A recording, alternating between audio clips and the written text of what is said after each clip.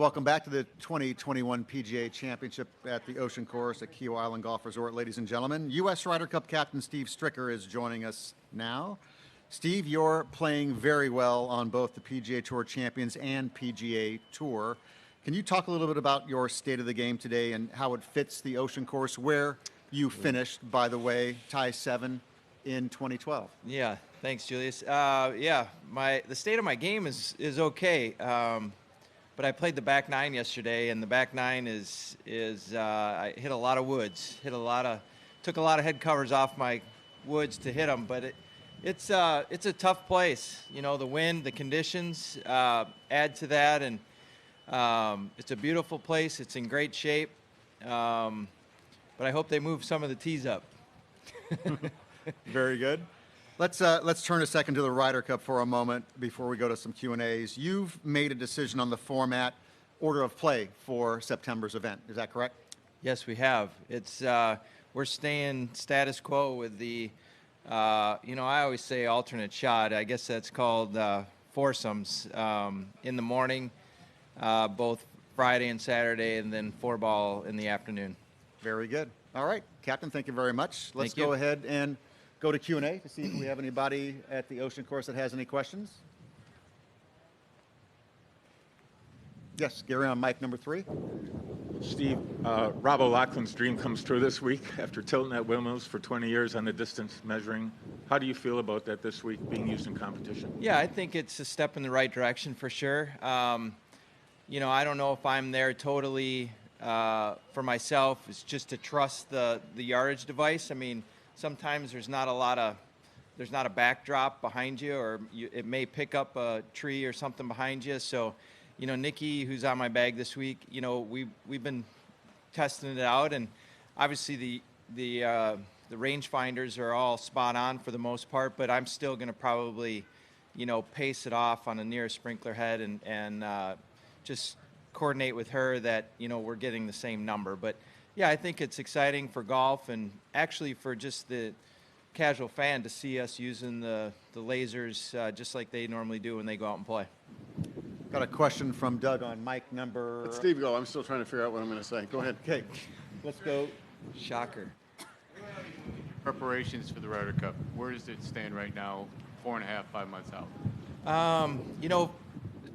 Since we've had this extra year, we've been able to, have so much of the prep done last year, because you're, preparing for it last year. So a lot of it right now is just watching players and see how they're doing during these tournaments, and playing practice rounds with some of these guys. I played with Will Zalatoris on Monday, Jordan yesterday. So it's a great opportunity for me to kind of come out and see some of these guys that are making their way up the points list.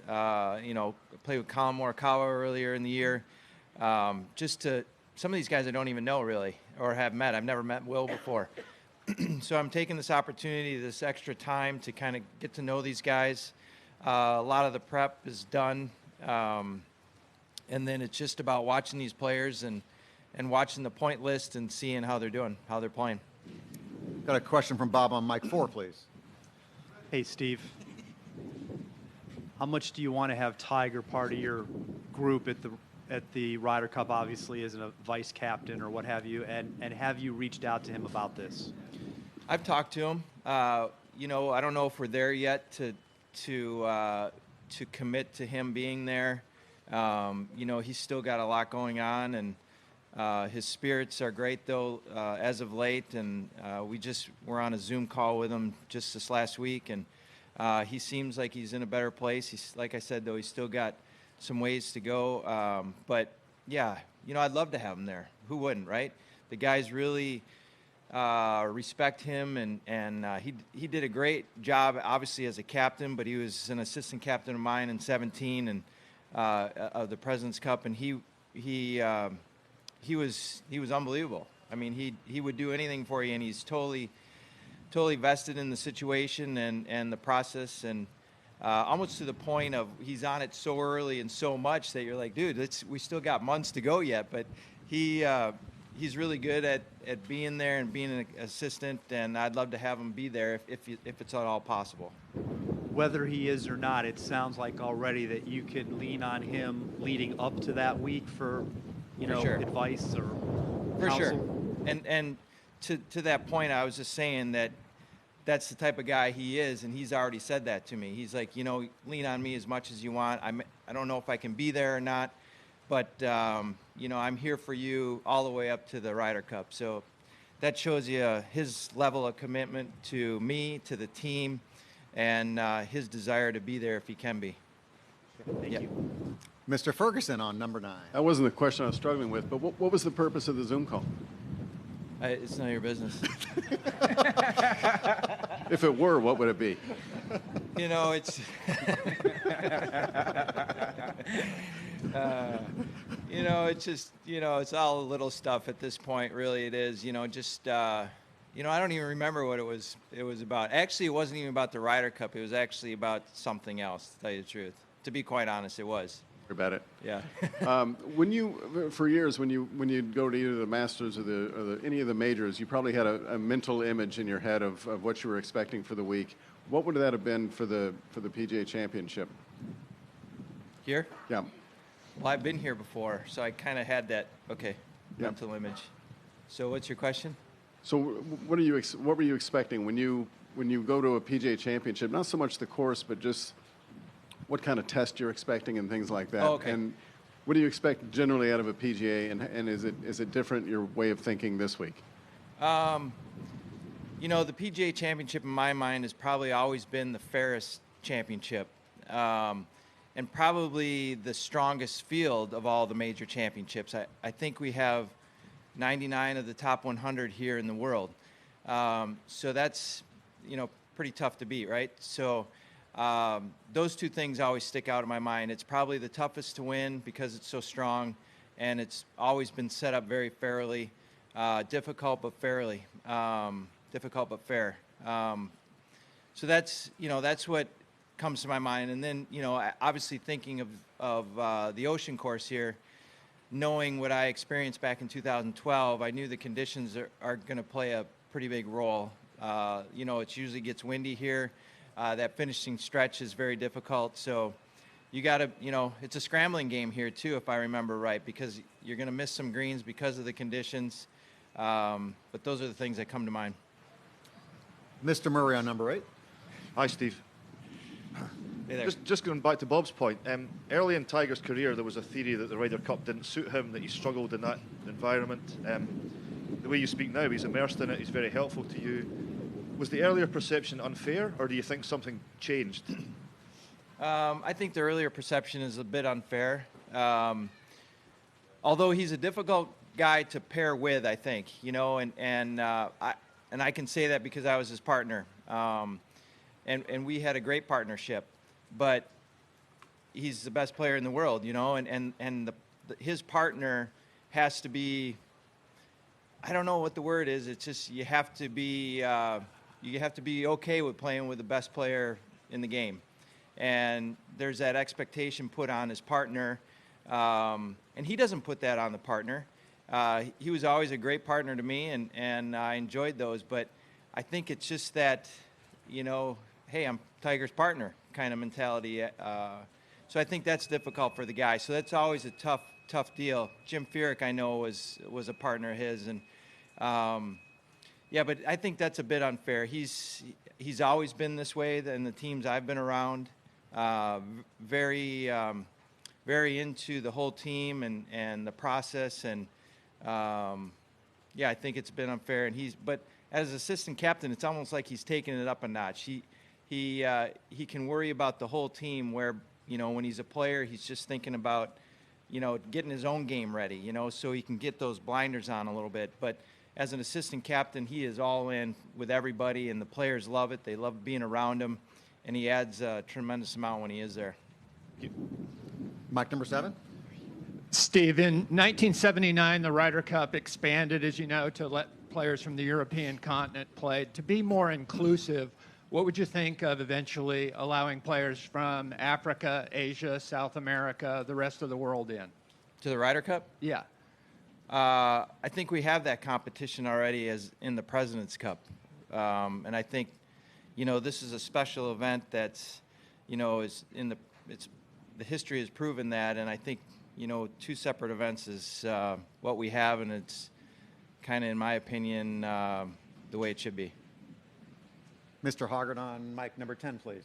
Steve, how much time, if at all, have you spent thinking about how Whistling Straits may play as a match play course? We've seen it as a PGA Championship course, but Yeah. do you have some ideas as far as some of the things you might do? And I know it's none of my business, but could you elaborate on some of it? It is none of your business. Yeah, and that's I was up there last fall looking at it, and I've been up there again this spring, and yeah, we've made some tweaks and changes, and I'm sure everybody knows what they're going to be, and I'm not going to get into that part of it, but yeah, we did some things to kind of enhance the benefit towards our side, just like they do when we go over to Europe and play their side. So it's minor little things. It's not going to change the way the course plays dramatically. And to be quite honest, it's going to be, I think, similar to this. So I'm interested in watching this week and watching the players this week who play well here, because it's kind of got a very similar feel. That's not Lake Michigan out there, but it's it's got that same look and the same feel, and the wind can blow there at Whistling Straits as well. And this course, it's not truly links really either, and neither is Whistling Straits. It's kind of a, play it up in the air, and you got to fly it to the numbers. And same designer, I think, right? Pete Dye, both places, and so it's got a very similar feel.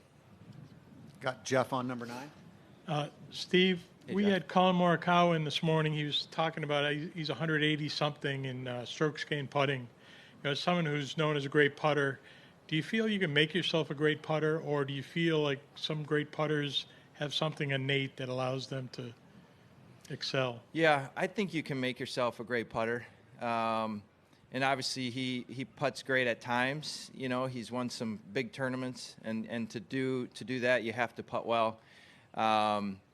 So I think it's a mentality at times, to get yourself thinking that, hey, I am a good putter, and if I've won a PGA, I've won a World Golf Championship event, obviously he's doing something right. I know he hits the ball incredibly well. But yeah, I think you can trick yourself and start to make you think to yourself that you're a great putter, and you keep working on those mechanics over and over, and something may click, and then you're off and running for a while, And as a Ryder Cup captain, as a follow-up, how much will you target putters? Yeah, it's important. I mean, I look at that all the time, and putting is a huge deal. Getting it in the hole, just getting it around, because in match play, that's a key part, making crucial putts, getting it up and down. Scramblers, are very important. So, yeah, you look at it all, but when it comes down to it, you're like, can the guy make the putt when he has to? Juan on number 2. Part of the process of the Ryder Cup is also making the team more cohesive, like people feeling more like a team and getting together, and those relationships. Is there specific things that you're working on? And also with having so many picks, is that going to be a little more difficult? No? Actually, because we have more picks, I think, in my opinion, we have the ability to create teams that we want to create for that cohesiveness. So that's the benefit from my side, is that we're able to be real flexible. Yeah, and then we're working on things, trying to get guys there. We've picked out some times to try to get guys there to, as a whole, to see the course, to be together. Yeah, so we're working on that. Doug on 10. Couple things, Steve. What kind of schedule have you set out for yourself in your bid to make the playoffs? Yeah, here this week, and then I'm, that stretch of, I think it's Rocket Mortgage, maybe Travelers, John Deere I'm going to play this year instead of the U.S. Senior Open. Wyndham probably, maybe even go to one of the opposite field events out there. What's the one? Tahoe, I think. Yeah, the stable. Not Yeah. Yeah. Stableford Tahoe. Yeah. It's got a title, but I forgot what it is. I Yeah. can't remember either. Barracuda. But Barracuda. Barracuda. Thank you, Commissioner. So I'll hopefully get in about 4 more after this one to try to sneak in the playoffs. So, and I kind of relate this to Phoenix, where they gave you a lot of hope in terms of your contending and competing out here and what have you. But I was curious, in your limited experience, when you win on the Champions Tour, does that boost your confidence, or does it give you a false sense of hope? Which one?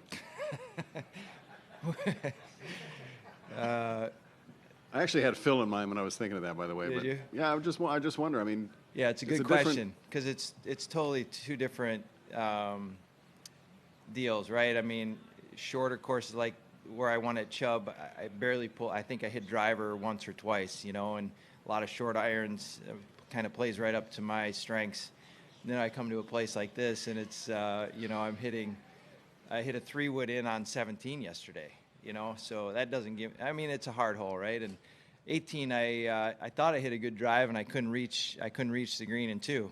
So it's you're right. It kind of gives you a little bit of false hope, but I can lean on Honda Classic and waste management after playing well at both of those places. Waste management, I've never really played. I've had a couple good tournaments there, but typically that's not a course that would suit me.